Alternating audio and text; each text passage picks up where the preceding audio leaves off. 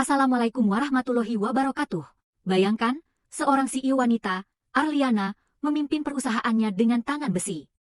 Setiap detik diatur, setiap keputusan sempurna. Dia percaya, dia menguasai segalanya. Namun, apa jadinya jika pondasi kekuasaan itu mulai retak, bukan karena musuh besar, melainkan dari sudut paling tak terduga? Dari sosok seorang sopir pribadi yang terlihat polos, yang diam-diam membawa rahasia besar, rahasia yang akan mengguncang dunia Arliana hingga ke akarnya. Mampukah ia bertahan ketika kebenaran akhirnya terungkap, ataukah ia akan jatuh bersama kehancuran yang tak pernah ia sangka?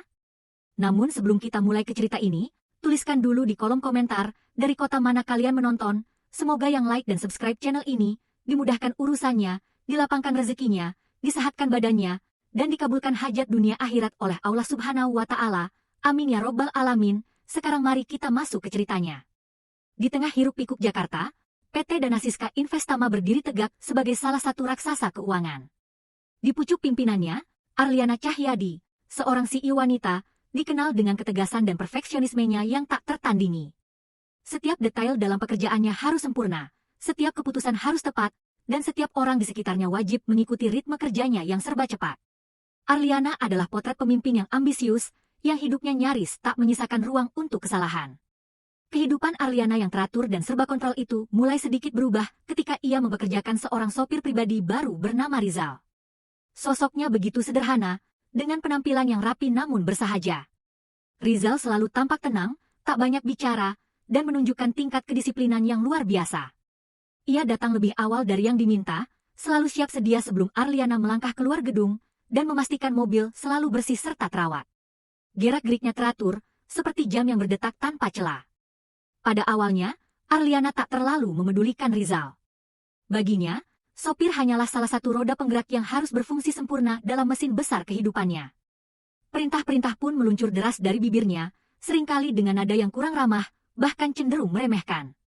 Rizal, cepat! Kita sudah terlambat. Atau, Rizal, lain kali pastikan kopi saya sudah dingin saat saya masuk mobil. Staf kantor lainnya pun tak jauh berbeda, memperlakukan Rizal selayaknya seorang bawahan yang bisa disuruh-suruh sesuka hati tanpa banyak pertimbangan. Rizal sendiri hanya menanggapi semua itu dengan anggukan kepala dan senyum tipis, tak pernah menunjukkan tanda-tanda keberatan atau kemarahan. Kesabarannya seolah tanpa batas, membuat sebagian orang menduga ia memang polos dan tak mengerti apa-apa. Namun, di balik ketenangan dan kesederhanaan Rizal, ada sesuatu yang perlahan mulai menarik perhatian. Suatu pagi, Arliana memiliki janji penting dengan seorang investor dari Jepang. Sambil menunggu Arliana menyelesaikan panggilan telepon terakhirnya, Pak Tanaka, sang investor, tanpa kesulitan berkomunikasi dengan salah satu staf yang ditugaskan mendampinginya. Ada kesalahpahaman kecil mengenai jadwal presentasi, dan staf tersebut terlihat panik. Tiba-tiba, suara tenang Rizal terdengar. Permisi, Pak. Sepertinya ada sedikit miskomunikasi. Bapak Tanaka ingin mengonfirmasi bahwa presentasi akan dimulai pukul 10, bukan pukul 11, katanya dalam bahasa Inggris yang fasih, dengan aksen yang nyaris sempurna. Pak Tanaka terkejut, begitu pula Arliana yang kebetulan selesai menelpon. Rizal lalu menjelaskan detailnya kepada Pak Tanaka dalam bahasa Jepang yang juga mengalir lancar, menyelesaikan kebingungan itu dalam sekejap. Arliana hanya bisa menatap tak percaya. Seorang sopir pribadi berbicara bahasa Inggris dan Jepang dengan sangat baik. Itu adalah hal yang sangat tak biasa. Meskipun terkejut, Arliana buru-buru menepis rasa penasarannya. Mungkin Rizal pernah bekerja di luar negeri, atau sekadar mengambil kursus singkat. Ia memutuskan untuk tidak terlalu memikirkannya. Namun, kejadian aneh tak berhenti sampai di sana. Beberapa hari kemudian, saat mengantar Arliana ke pertemuan penting di luar kota, Rizal tanpa sengaja mendengar Arliana berdiskusi dengan sekretarisnya tentang restrukturisasi Departemen Pemasaran. Arliana sedang memikirkan strategi terbaik dan kesulitan menjelaskan bagaimana perubahan ini akan memengaruhi rantai komando internal.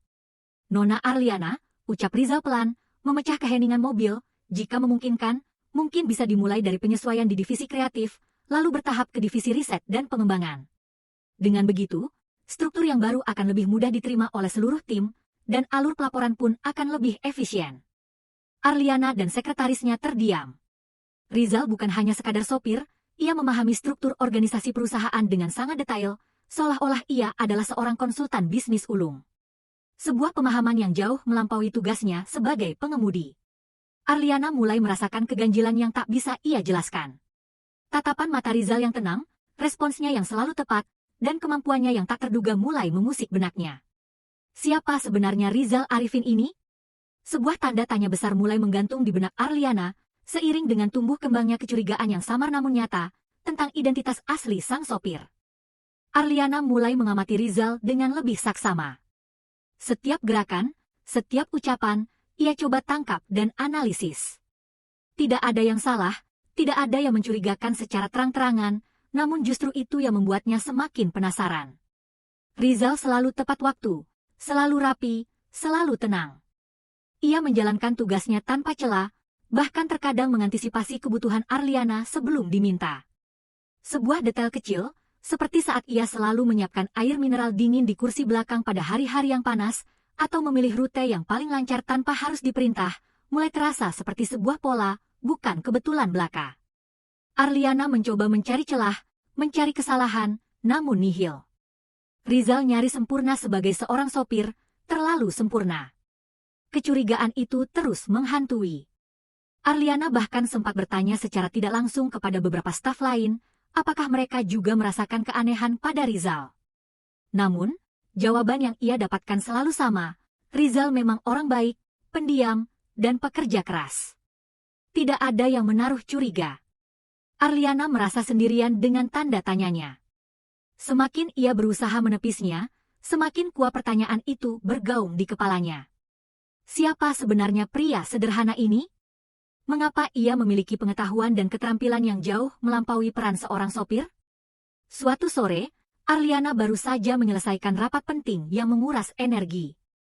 Pikirannya kalut memikirkan target penjualan yang belum tercapai. Ia buru-buru keluar dari kantor, bahkan tidak menyadari Rizal sudah membukakan pintu mobil untuknya. Sepanjang perjalanan pulang, Arliana sibuk dengan laptopnya, mempersiapkan materi untuk rapat esok hari. Rizal mengemudi dengan tenang seperti biasa. Sesampainya di apartemen, Arliana langsung turun tanpa banyak bicara, meninggalkan tasnya di kursi belakang. Ia terlalu lelah untuk memikirkan hal lain.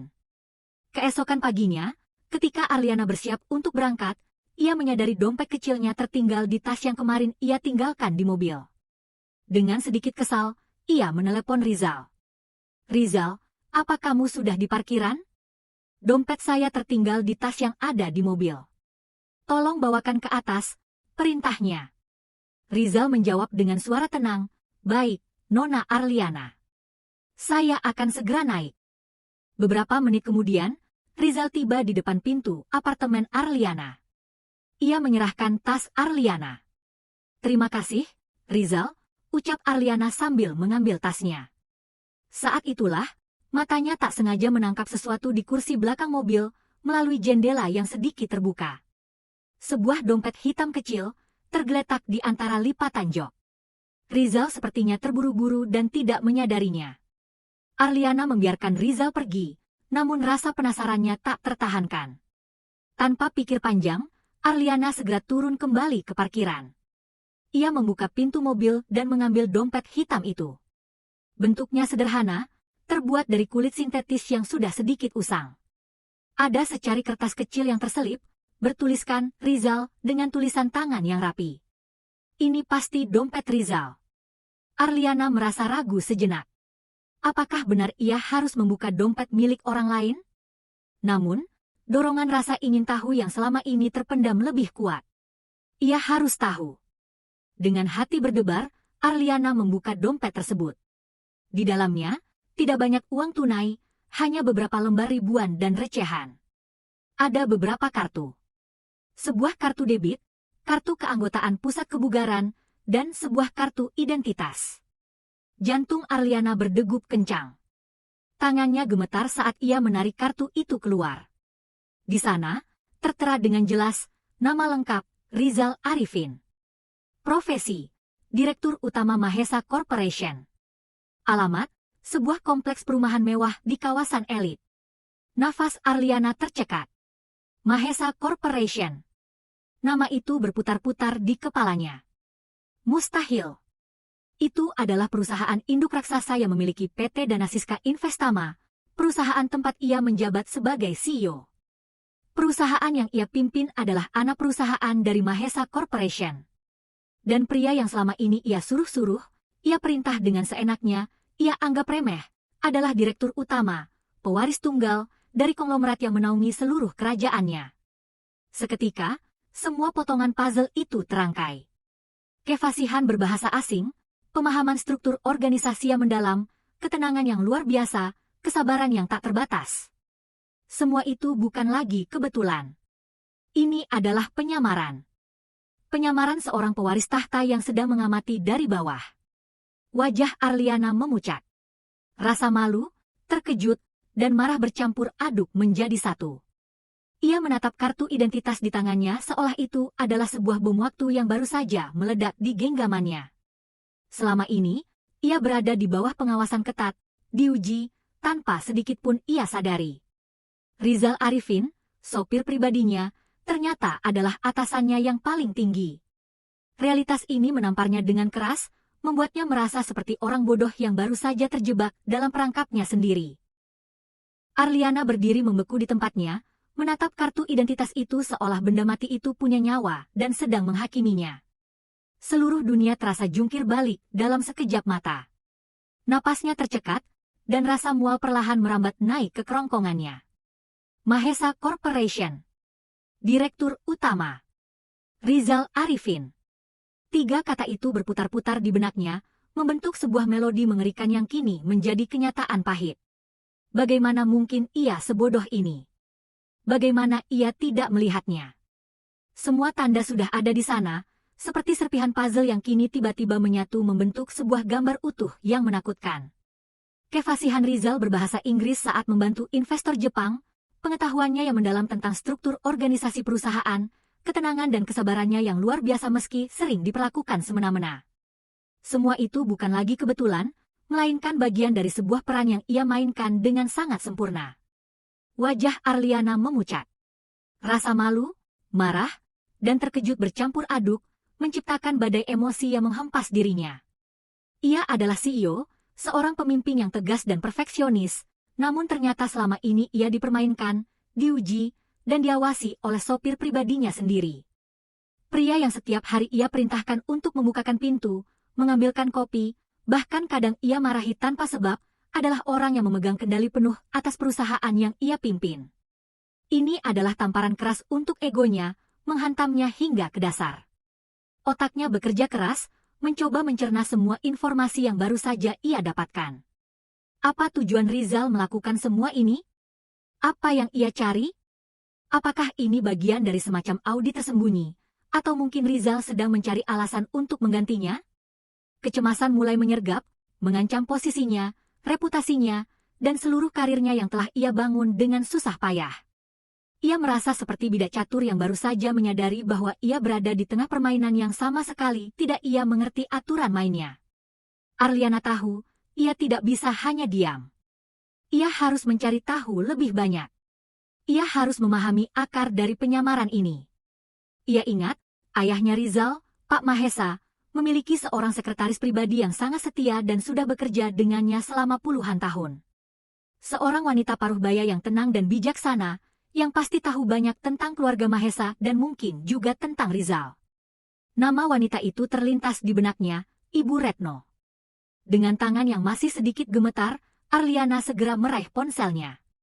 Ia membuka daftar kontak lama yang ia simpan di kantor, mencari nama Retno, mantan sek Mahesa Corp. Syukurlah, nomornya masih aktif.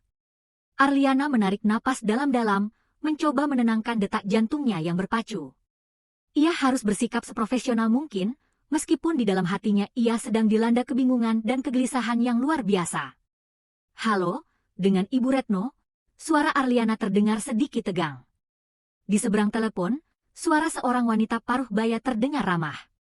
Iya, dengan saya sendiri. Maaf, ini dengan siapa ya?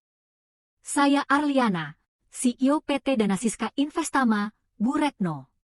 Saya mohon maaf mengganggu Ibu. Ada hal penting yang ingin saya tanyakan mengenai keluarga Pak Mahesa, jika Ibu tidak keberatan.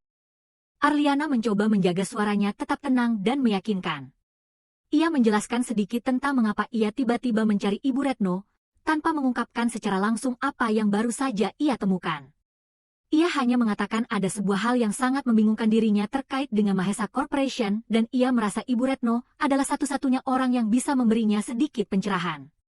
Ibu Retno terdiam sejenak, seolah sedang menimbang-nimbang. Oh, Arliana ya? Tentu, Nona Arliana. Saya tahu Anda. Ada apa gerangan? Jika memang saya bisa membantu, saya akan coba, jawab Ibu Retno akhirnya, terdengar sedikit penasaran namun tetap sopan. Arliana menarik napas lega. Ini adalah kesempatannya. Bisakah kita bertemu, Bu? Ada hal yang sangat mendesak dan rasanya lebih baik dibicarakan secara langsung. Setelah sedikit diskusi, mereka sepakat untuk bertemu sore itu juga di sebuah kafe yang tidak terlalu ramai. Arliana menghabiskan sisa waktunya di kantor dalam kegelisahan. Pandangannya seringkali kosong menatap layar komputer tanpa benar-benar memahami apa yang ia baca. Pikirannya terus berputar pada sosok Rizal, pada penyamarannya, dan pada kebenaran yang akan segera ia ketahui.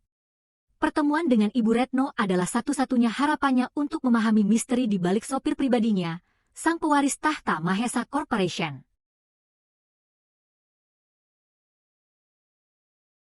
Tetapi setiap angka dan laporan di layar komputernya terasa kabur. Pikirannya dipenuhi dengan teka-teki Rizal dan potensi bencana yang mungkin menimpanya. Saat jam menunjukkan pukul 4 sore, Arliana segera membereskan mejanya, jantungnya berdegup kencang. Ia mengambil tasnya, lalu melangkah cepat menuju mobilnya. Ia memilih untuk mengemudi sendiri, menghindari Rizal yang kebetulan sedang tidak ada di sekitar kantor. Kafe yang mereka sepakati terletak di sebuah sudut kota yang tenang, jauh dari keramaian pusat bisnis. Arliana tiba lebih dulu, memilih tempat duduk di sudut yang agak tersembunyi. Tidak lama kemudian, seorang wanita paruh baya dengan rambut yang disanggul rapi dan senyum ramah memasuki kafe. Itulah Ibu Retno. Arliana segera melambai, dan Ibu Retno menghampirinya dengan langkah tenang. Nona Arliana, ya? Alhamdulillah, Anda sudah datang, sapa Ibu Retno dengan suara lembut, kontras dengan gemuruh dalam hati Arliana. Mereka saling berjabat tangan, dan Arliana merasakan ketenangannya memancar dari Ibu Retno. Setelah memesan minuman, suasana sedikit mencair. Namun, Arliana tidak bisa menunda lebih lama lagi. Ia menarik napas dalam-dalam, mengumpulkan keberaniannya. Ibu Retno, saya harus jujur. Ada sesuatu yang sangat mengganggu pikiran saya, dan saya yakin Ibu adalah satu-satunya orang yang bisa memberikan pencerahan. Arliana memulai, suaranya terdengar lebih rendah dari biasanya. Ini tentang Rizal. Mendengar nama itu, Ibu Retno tersenyum tipis, senyum yang mengandung arti seolah ia sudah menduga arah pembicaraan ini. Oh, Rizal. Ada apa dengan tuan muda kita? Tanyanya, nada suaranya tetap tenang namun ada kilatan penasaran di matanya. Arliana mencondongkan tubuh sedikit ke depan. Saya menemukan dompetnya. Dan di dalamnya, ada kartu identitas dengan nama lengkapnya, dan juga informasi tentang Mahesa Corporation. Saya tidak menyangka bahwa sopir pribadi saya adalah pewaris tunggal perusahaan induk kita. Arliana menunggu reaksi, cemas. Ibu Retno mengangguk pelan, tanpa terkejut sama sekali. Sudah saya duga cepat atau lambat ini akan terjadi, ucapnya. Rizal memang sedang dalam misi, Nona Arliana. Misi yang tidak banyak orang ketahui, kecuali beberapa orang terdekat mendiang Pak Mahesa, termasuk saya. Arliana menatap Ibu Retno dengan mata membulat, dahinya berkerut. Misi? Misi apa, Bu? Ibu Retno menghela napas panjang, seolah sedang mengenang masa lalu. Rizal adalah pemuda yang sangat berprinsip. Sejak kecil, ia selalu diajari oleh mendiang ayahnya, Pak Mahesa, bahwa kekuasaan sejati itu datang dari integritas dan pengabdian, bukan sekadar dari jabatan. Pak Mahesa sendiri seringkali kecewa dengan praktik-praktik kotor yang ia lihat di dunia bisnis, bahkan di dalam perusahaannya sendiri. Maka dari itu, lanjut Ibu Retno, menatap Arliana dengan sorot mata yang dalam, Rizal memutuskan untuk mengambil pendekatan yang berbeda. Ia ingin mengamati. Ia ingin melihat siapa yang benar-benar bekerja dengan hati, dan siapa yang hanya mengejar kekuasaan, siapa yang jujur, dan siapa yang korup. Ia ingin melihat realitas yang paling mendasar, dari bawah, tanpa embel-embel jabatan atau kekayaan. Arliana terdiam, otaknya berusaha memproses setiap kata. Jadi, selama ini Rizal bukan hanya seorang sopir sederhana. Ia adalah mata dan telinga Mahesa Corporation, sebuah pengawas yang tidak terlihat, yang mengamati setiap gerak-gerik para pimpinan, termasuk dirinya. Perut Arliana serasa terpelintir. Setiap perintah kasar yang pernah ia lontarkan, setiap keluhannya tentang sistem, setiap keputusan yang pernah ia buat, semuanya mungkin telah diamati dan dinilai oleh Rizal. Jadi, dia sengaja menyamar, tanya Arliana, suaranya nyaris berbisik. Hanya untuk menguji kami semua? Ibu Retno mengangguk. Lebih dari sekadar menguji, Nona. Ia ingin memahami. Ia ingin memastikan bahwa ketika ia kelak memimpin, fondasi perusahaannya dibangun di atas kejujuran dan integritas yang sejati. Ia tidak ingin melihat perusahaan yang dibangun ayahnya hancur karena keserakahan dan korupsi. PT Dana Siska Investama adalah salah satu anak perusahaan besar Mahesa Corporation. Wajar jika ia ingin memulainya dari sana, dari salah satu unit yang paling vital. Dunia Arliana terasa runtuh dalam sekejap. Selama ini, ia berbangga dengan posisinya, dengan kecerdasannya, dengan keputusannya. Namun sekarang, ia menyadari bahwa semua itu berada di bawah pengawasan ketat, dinilai oleh seseorang yang ia remehkan setiap hari. Rasa takut dan malu bercampur aduk, menciptakan beban berat di hatinya. Ia adalah salah satu pemimpin yang sedang diamati. Apa yang Rizal temukan selama ini? Apakah ia lulus ujian, atau justru sebaliknya? Pertanyaan-pertanyaan itu mengalir deras, membanjiri benaknya tanpa henti. Arliana meninggalkan ruangan Ibu Retno dengan langkah gontai, seolah separuh jiwanya tertinggal di sana. Dunia yang selama ini ia pahami, yang ia bangun dengan segala ambisi dan kerja keras, kini terasa runtuh. Rizal, sopir yang setiap hari ia beri perintah, yang ia anggap remeh, ternyata adalah pewaris tahta Mahesa Corporation. Sebuah kebenaran yang menamparnya telak, meninggalkan rasa malu dan ketakutan yang mendalam. Malam itu, Arliana tidak bisa tidur. Pikirannya terus berputar, mengingat setiap interaksi dengan Rizal.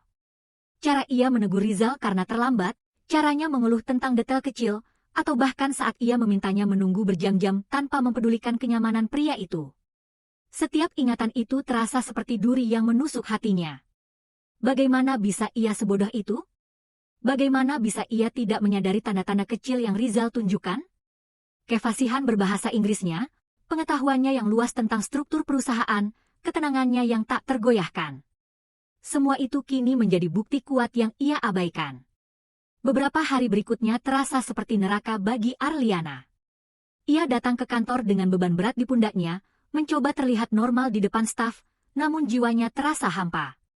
Ia selalu merasa Rizal ada di mana-mana, mengawasinya, bahkan ketika pria itu tidak terlihat. Rasa paranoid itu menggerogoti konsentrasinya, membuat setiap keputusan terasa berat dan penuh keraguan. Ia bertanya-tanya, apa yang Rizal telah kumpulkan tentang dirinya? Apakah ia akan dipecat? Akankah reputasinya hancur? Di tengah kegelisahan itu, sebuah pengumuman mendadak datang. Seluruh dewan direksi dan jajaran pimpinan senior, termasuk Arliana, diwajibkan menghadiri rapat besar yang tidak terjadwal. Rapat ini akan membahas evaluasi kinerja menyeluruh dan restrukturisasi perusahaan. Sebuah judul yang terdengar formal, namun di telinga Arliana, itu adalah lonceng kematian. Ia tahu, inilah saatnya Rizal akan mengungkapkan segalanya. Perutnya melilit, jantungnya berdebar kencang. Hari rapat tiba. Ruangan pertemuan besar di lantai teratas gedung PT Dana Siska Investama dipenuhi para wajah tegang. Ada bisikan-bisikan cemas, spekulasi tentang apa yang akan terjadi. Arliana duduk di kursinya, mencoba mempertahankan ketenangannya, meskipun tangannya dingin dan keningnya berkeringat. Ia melirik kursi-kursi di sekelilingnya, wajah-wajah yang selama ini menjadi rekan kerjanya, kini tampak sama cemasnya dengan dirinya. Pintu utama terbuka. Semua mata tertuju ke sana. Bukan ketua dewan atau CEO lain yang masuk, melainkan Rizal. Namun, penampilannya jauh berbeda. Ia tidak mengenakan seragam sopirnya. Rizal melangkah masuk dengan setelan jas mahal berwarna gelap, rambutnya tertata rapi, dan sorot matanya yang tenang kini memancarkan karisma yang tak terbantahkan. Sebuah aura kekuasaan yang selama ini tertutup oleh penyamarannya, kini terpancar begitu jelas. Beberapa orang saling berbisik, bingung. Beberapa lainnya menatap Arliana, seolah mencari jawaban atas kehadiran Rizal. Namun, Arliana hanya bisa menunduk, tidak sanggup menatap mata siapapun. Ia sudah tahu. Ini adalah awal dari segalanya. Rizal melangkah ke podium utama, di depan layar proyektor besar. Ia berhenti sejenak, mengamati setiap wajah di ruangan itu, termasuk Arliana. Tatapannya dingin dan tajam, namun tanpa kebencian. "Selamat pagi," ucap Rizal, suaranya dalam dan jelas, menggemakan otoritas yang mutlak. "Saya tahu, kehadiran saya di sini mungkin mengejutkan banyak dari Anda." Ia memberikan jeda singkat, membiarkan ketegangan membangun. "Nama saya Rizal Arifin. Saya adalah pewaris tunggal dari Mahesa Corporation, dan mulai hari ini, saya akan memegang kendali penuh atas perusahaan ini, termasuk PT Danasiska Investama." Suara gemuruh langsung memenuhi ruangan. Bisikan kaget, desahan tak percaya, bahkan ada yang terlonjak dari kursinya. Arliana merasa seolah seluruh oksigen di ruangan itu lenyap. Pandangan semua orang beralih dari Rizal ke Arliana, lalu kembali lagi ke Rizal, mencari kebenaran dari pernyataan mengejutkan ini. Wajah-wajah yang tadi tegang, kini berubah menjadi pucat pasi, penuh ketidakpercayaan dan ketakutan. Rizal mengangkat tangannya, meminta ketenangan. Ruangan kembali sunyi, namun dengan aura yang jauh lebih mencekam. "Saya telah menghabiskan beberapa waktu di antara Anda, mengamati bagaimana perusahaan ini berjalan, bagaimana kepemimpinan dijalankan, dan bagaimana integritas dipertahankan." Ia menekan tombol pada alat kendali di tangannya, dan di layar besar, muncul grafik-grafik data yang rumit, angka-angka, dan tabel-tabel yang mencengangkan. "Selama ini, saya menemukan banyak hal yang mengkhawatirkan," lanjut Rizal, suaranya tegas.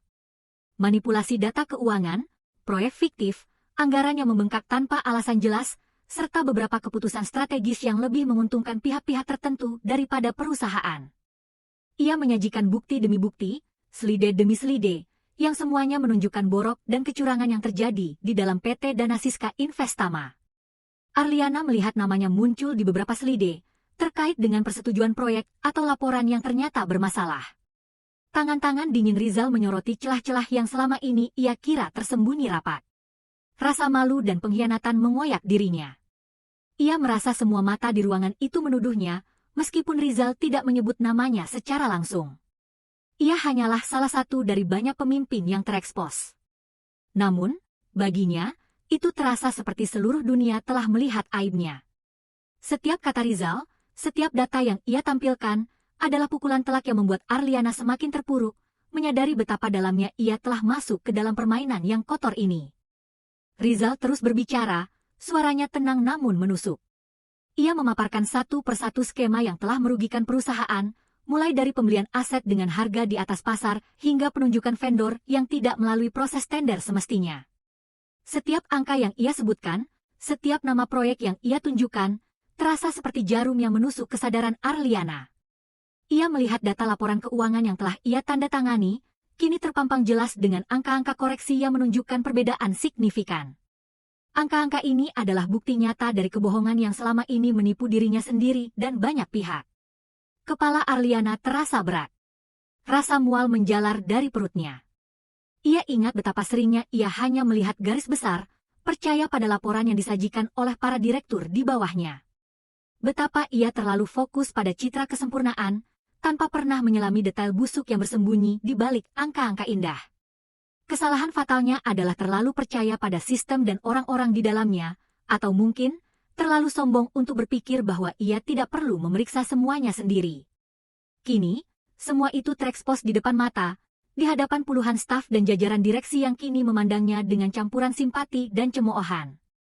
Rizal menyelesaikan presentasinya dengan menekan tombol terakhir. Layar proyektor menampilkan sebuah diagram alur yang kompleks, menunjukkan keterkaitan antara berbagai departemen dalam praktik korupsi tersebut. "Kita tidak bisa lagi menutup mata," ujarnya, pandangannya menyapu seluruh ruangan. Kerugian yang diderita perusahaan ini bukan hanya berupa angka, tetapi juga kepercayaan. Kepercayaan investor, kepercayaan karyawan, dan yang paling penting, kepercayaan pada integritas kita sendiri. Ia berhenti sejenak, membiarkan kalimatnya meresap. Atmosfer di ruangan itu sangat berat, penuh dengan penyesalan, ketakutan, dan juga sedikit harapan yang samar-samar. Saya tahu, lanjut Rizal, sedikit melunakkan nada suaranya, bahwa tidak semua dari Anda terlibat secara langsung. Ada yang hanya mengikuti perintah, ada yang tidak tahu, dan ada pula yang terpaksa karena tekanan. Namun, tegasnya lagi, sebagai pemimpin, kita memiliki tanggung jawab. Tanggung jawab untuk menciptakan lingkungan yang bersih, transparan, dan berintegritas. Tanggung jawab untuk melindungi perusahaan ini dari orang-orang yang hanya mencari keuntungan pribadi. Mata Rizal kemudian tertuju pada Arliana. Tatapan itu tidak menghakimi, melainkan menuntut. Menuntut pertanggungjawaban. Arliana merasakan jantungnya berdebar kencang. Ia tahu, momen paling penting akan segera tiba. Oleh karena itu, kata Rizal, suaranya kini kembali penuh wibawa, saya tidak akan langsung mengambil keputusan drastis bagi semua yang terindikasi terlibat. Saya percaya pada kesempatan kedua, pada kemampuan manusia untuk berubah dan memperbaiki diri. Ia mengambil napas dalam-dalam. Kepada Anda, para pimpinan yang telah terbukti memiliki andil dalam keputusan-keputusan bermasalah ini, termasuk Anda, Ibu Arliana. Ia akhirnya menyebut nama Arliana, membuat Arliana menegang. Saya memberikan dua pilihan. Ruangan hening total, semua mata tertuju pada Rizal. Arliana merasa semua darah di tubuhnya mengalir lesu. Pilihan pertama, Rizal melanjutkan, Anda bisa memilih untuk mundur secara terhormat dari jabatan Anda. Saya akan memastikan prosesnya berjalan dengan baik, tanpa ada catatan buruk yang akan menghalangi perjalanan karir Anda di masa depan. Ia memberikan jeda, membiarkan tawaran itu dicerna. Dan pilihan kedua, sambungnya, Anda bisa tetap berada di posisi Anda, tetapi dengan syarat. Rizal menatap lurus ke arah Arliana, Anda harus berkomitmen penuh untuk melakukan pembersihan total terhadap sistem yang korup ini. Anda harus menjadi garda terdepan dalam setiap upaya perbaikan, memastikan setiap celah manipulasi tertutup rapat, dan mengembalikan integritas perusahaan ini ke jalurnya. Arliana merasakan beban dunia menimpanya. Mundur berarti mengakui kegagalan total, kehilangan segalanya yang telah ia bangun. Tetap menjabat berarti menghadapi tantangan yang jauh lebih besar dari yang pernah ia bayangkan, sebuah pertarungan melawan bayangan masa lalunya sendiri, melawan sistem yang telah lama mengakar, dan yang paling sulit, melawan egonya sendiri. Sebuah pertanyaan besar menggantung di udara, bukan hanya untuk Arliana, tetapi untuk semua yang hadir. Apakah mereka memiliki keberanian untuk berubah, atau apakah mereka akan memilih jalan yang lebih mudah, meski penuh penyesalan? Arliana menarik napas dalam-dalam, mencoba mencari secercah kekuatan di tengah badai keraguan-raguan yang melanda. Ini bukan hanya tentang pekerjaan, ini tentang martabat dan warisannya. Telinga merayap di seluruh ruangan. Setiap detak jam terasa seperti palu godam yang menghantam benaknya. Arliana memejamkan mata sejenak, bayangan ayahnya melintas, sosok yang selalu menjunjung tinggi kejujuran dan kerja keras.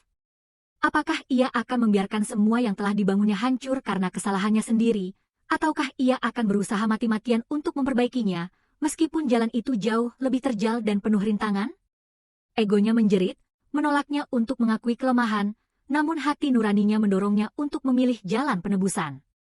Ia telah terbiasa menjadi sosok yang tegas dan tak pernah gentar, namun kini, ia merasa kecil di hadapan pilihan yang begitu besar ini.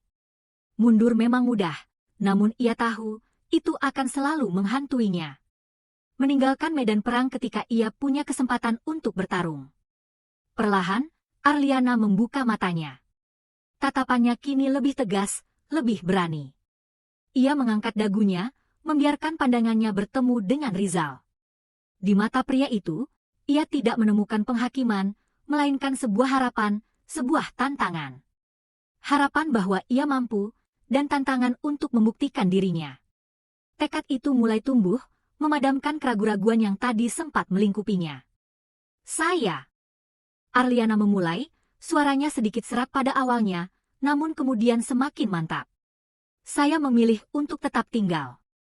Sebuah bisikan singkat menyapu ruangan, namun dengan cepat menghilang, digantikan oleh keheningan yang lebih dalam. Semua mata kini tertuju pada Arliana, menunggu kelanjutan kalimatnya, menunggu komitmennya. Saya akan bertanggung jawab penuh atas setiap kesalahan yang telah terjadi, lanjut Arliana, pandangannya menyapu wajah-wajah para pimpinan lain yang tampak terkejut, bahkan lega, dengan keputusannya. Saya akan menjadi orang terdepan dalam setiap upaya pembersihan ini. Saya bersumpah untuk mengembalikan PT Dana Siska Investama pada jalurnya, menjadi perusahaan yang bersih, transparan, dan berintegritas. Saya akan menutup setiap celah manipulasi, dan memastikan bahwa tidak ada lagi satupun yang berani mengambil keuntungan pribadi dari perusahaan ini. Rizal mengangguk pelan, senyum tipis tersungging di bibirnya. Senyum itu bukan senyum kemenangan, melainkan senyum kepuasan dan keyakinan. Keputusan yang bijak, Ibu Arliana, katanya, suaranya tenang namun penuh otoritas. Saya menghargai keberanian dan komitmen Anda. Ia kemudian beralih menatap semua yang hadir. Bagi Anda sekalian yang memiliki andil, saya berharap keputusan Ibu Arliana ini bisa menjadi cerminan. Pintu perubahan masih terbuka lebar. Saya tidak ingin ada lagi yang bersembunyi di balik bayang-bayang. Sekarang adalah waktunya untuk bertindak, bukan hanya bicara. Rizal lalu menjelaskan langkah-langkah awal yang akan diambil. Ia meminta Arliana untuk segera membentuk tim khusus yang akan bertugas meninjau ulang semua laporan keuangan dan operasional dalam beberapa tahun terakhir, dengan bantuan auditor independen yang akan ditunjuk langsung oleh Mahesa Corporation. Ia juga menekankan pentingnya membangun saluran pelaporan internal yang aman dan tidak dapat diintervensi, agar setiap karyawan merasa nyaman untuk melaporkan dugaan pelanggaran tanpa takut akan pembalasan. Arliana mendengarkan setiap instruksi dengan saksama. Tugas yang menantinya memang berat, ia tahu itu. Namun, entah mengapa, di tengah semua beban itu, ada secercah cahaya. Sebuah kesempatan untuk membangun sesuatu yang lebih baik, lebih jujur, bukan hanya untuk dirinya sendiri, tetapi juga untuk perusahaan dan semua karyawannya. Ia merasakan sebuah kekuatan baru, sebuah dorongan untuk membuktikan kepada dirinya sendiri, dan juga kepada Rizal, bahwa ia bukan hanya seorang pemimpin yang keras dan perfeksionis, tetapi juga seorang yang berani mengakui kesalahan dan berjuang untuk kebaikan. Rizal kemudian mengakhiri rapat. Ia berpesan, proses ini tidak akan mudah, namun dengan integritas dan tekad yang kuat, saya yakin kita bisa mengembalikan kepercayaan. Ingatlah, nilai sejati seorang pemimpin terletak pada pengabdian dan integritas, bukan pada seberapa tinggi jabatan atau seberapa besar kekayaan. Ia menatap Arliana sekali lagi, seolah menyerahkan tongkat estafet perjuangan. Tatapan itu seolah berkata, saya akan mengawasi, namun Anda yang akan memimpin di garda terdepan. Sebuah isyarat yang jelas bahwa Rizal tidak berniat mengambil alih kemudi secara langsung, melainkan akan tetap menjadi pengawas dari balik layar, memastikan visi integritasnya terwujud. Arliana berdiri tegak, membiarkan kalimat Rizal meresap ke dalam dirinya. Ia tahu, perjalanan ini baru saja dimulai.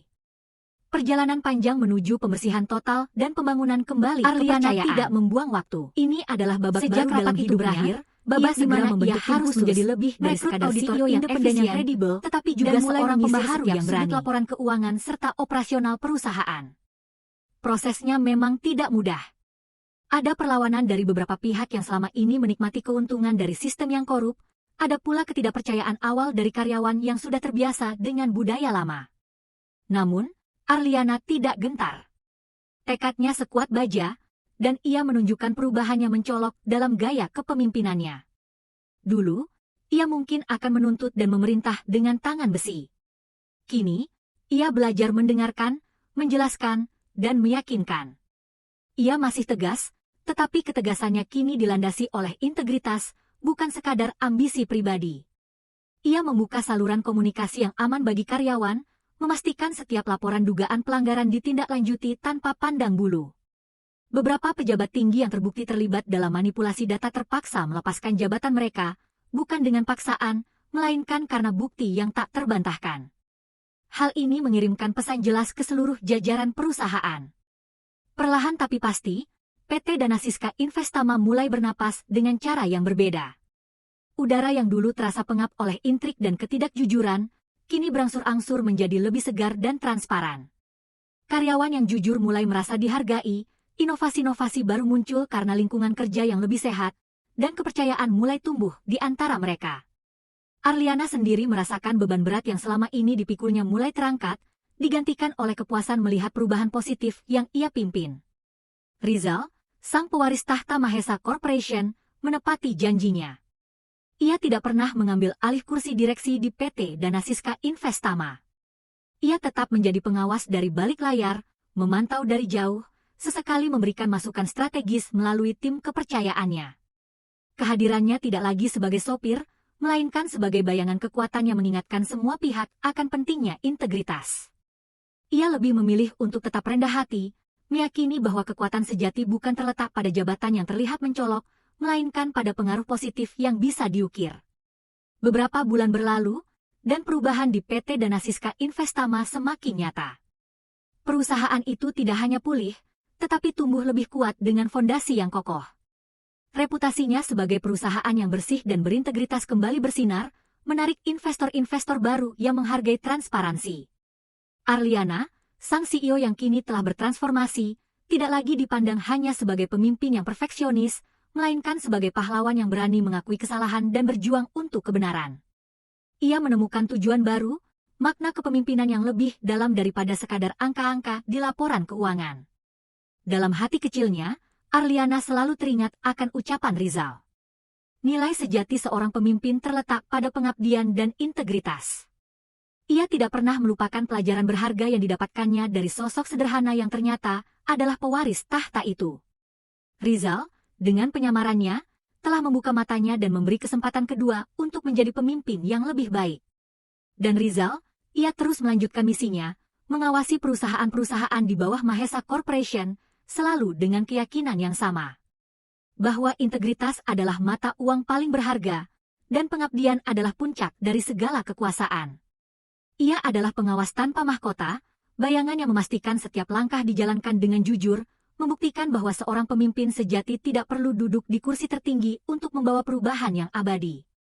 Kisah penyamarannya menjadi legenda yang terus mengingatkan bahwa kebenaran akan selalu menemukan jalannya, bahkan dari tempat yang paling tidak terduga.